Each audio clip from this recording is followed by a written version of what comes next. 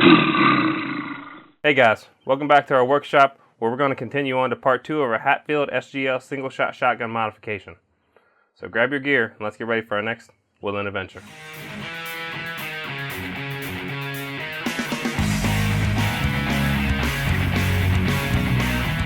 Alright, first thing you're going to do is remove the stock and the foregrip. Ours got a little bit damaged in the first step of the series here, but we're going to go ahead and sand out all this, and we're going to restain it, and then we're going to put some lacquer finish on it and help protect it from the weather.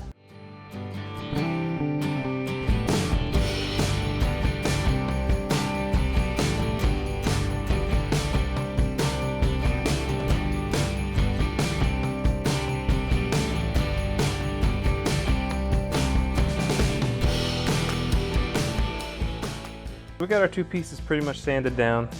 It doesn't have to be perfect. We got a bunch of smudges and grease stains still on here. They just come with normal use of any gun, really. And you can actually get wood detergents to clean those out, but we just chose a darker stain that we're hoping is going to cover it up. And it's not really a big deal because it's going to be covered by the camo wrap anyway. We also left this part stained inside from the original stain, because there's really no need to sand all that out since it's still protected. We can just throw more stain over top of it and it'll be perfectly fine since nobody's going to see it when it's actually on the gun. But we just took some 120 grit sandpaper and knocked off that top layer of clear coat and got down through to get rid of most of the stain. Now we're going to take another higher grit sandpaper, maybe like 220 or 320. We're going to sand this out so when we put on our stain, we don't get so many scratches showing through. We're going to go ahead and do that now.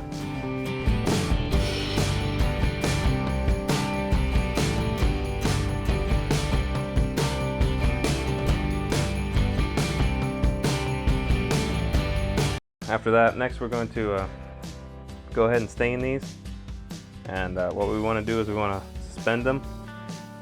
So that way, when they're drying, we don't have to lay it down on anything and get marks from where it's been laying and stain get all messed up and ugly. So the easiest thing to do is just try to suspend it some possible way and then stain them, and we'll wipe them off and we'll see what it looks like.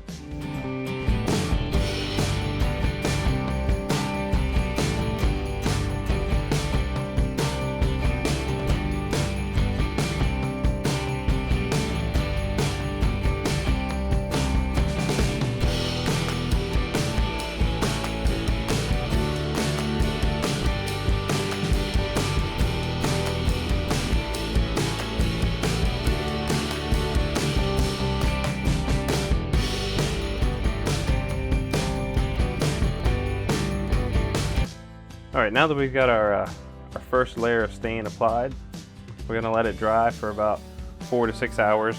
And then if we decide we want to make it darker or want to put another coat on, that's the time we come back, put another coat on, and repeat that same. Allow it to seep in for 15 minutes, wipe it off, and then let it dry for 6 hours. Or we can just go straight and add on some, there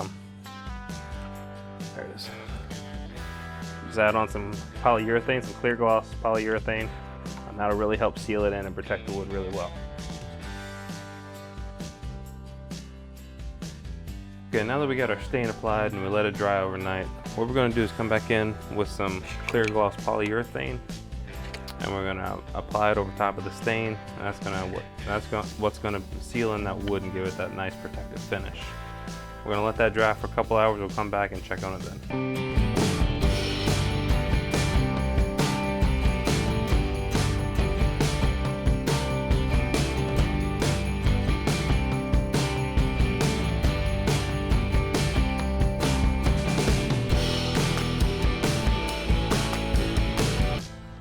Alright, so we went ahead and we got our polyurethane on here, and it came out pretty good. It's fairly glossy and shiny, but it's still a little bit rough. And if you wanted to, you could take some higher grit sandpaper like some 220 or 320, and you can knock that back down again and reapply a second coat of polyurethane to give it that really smooth glossy finish. But this is just to give it a little bit of extra waterproofing, so we're not really going to need to take that step because we're not so much worried about the final appearance. We just want a waterproof product that's not going to get moldy and mildew underneath the wrapping that we're going to apply. Speaking of which, that's what we're going to do next. Is we got some camo wrap that we're going to wrap around these two pieces, and then we're going to drill out a couple of compartments for some extra stuff, and you'll see that later.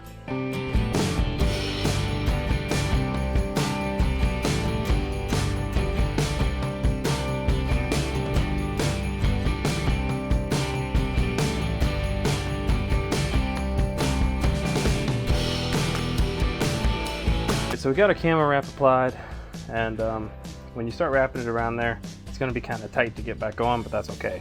Just gotta kind of keep working at it, and eventually you'll get it. Next, we're going to go ahead and we got some compartments here. We're going to try to drill out, make it a little bit larger, that we can store some survival gear, things like that in there. So we're going to go ahead and do that now.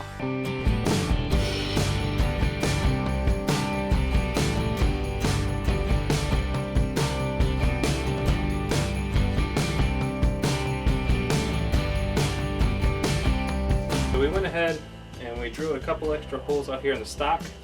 I'll show you what goes in there later. Right now what we're going to focus on is taking the butt plate of the stock here, and we're going to turn it into kind of a door. And what we're going to use for that is some thread locker, and we're going to take a file, we're going to file out some of these edges, and you see that in the video here. And what it's going to create is this little kind of a pivot point for the door, where we can just open it without having to remove a screw at all. We'll just only have one screw down here in the bottom, and that'll be it.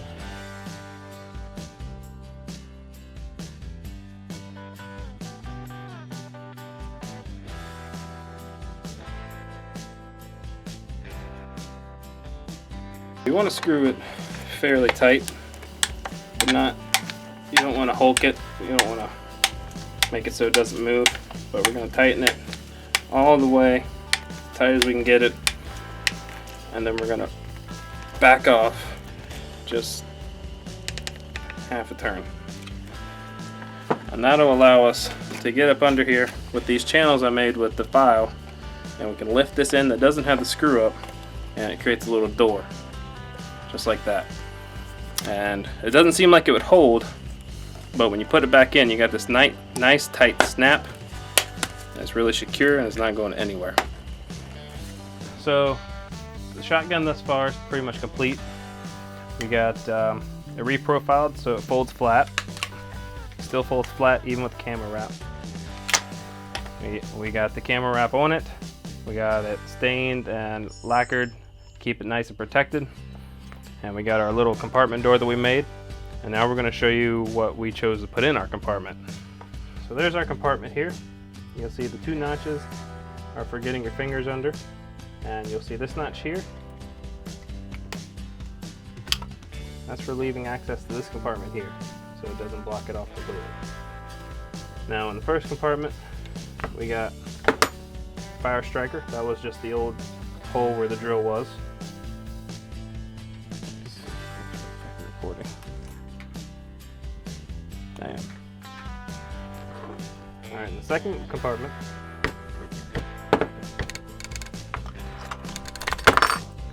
we got two extra shotgun shells and a striker that I bent to conform to the shape of the hole that goes with the ferro rod.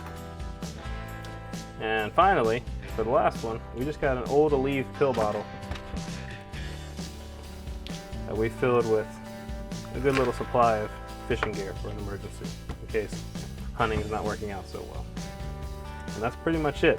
This thing is completely customizable. You could even gouge out this entire area and make a little compartment in there if you chose to, or you can do any combination of things. But that's what we chose to put in there, and it seemed most efficient for us. Alright, so another thing that we went ahead and did was we painted our trigger black with a small can of Rust-Oleum metal protectant. They're cheap, only about like $3 or $4 a can. But it's really easy, just simple.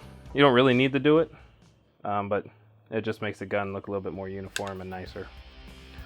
And other than that, we went ahead and, like we said, we did the camo wrap, the stain, and the lacquer, the polyurethane, and our compartments and our little door. And that's going to be pretty much it for this video.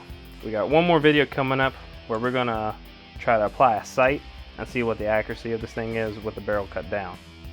So hopefully we can get it sighted in somewhat decent enough, and we'll see the results of that next week. Because as you can see, it's dark out and we're just running out of time this week. If you enjoyed this video, make sure you give us a like, subscribe to our YouTube channel, where you can find more videos just like this one. Thanks for watching, and remember, adventure is waiting.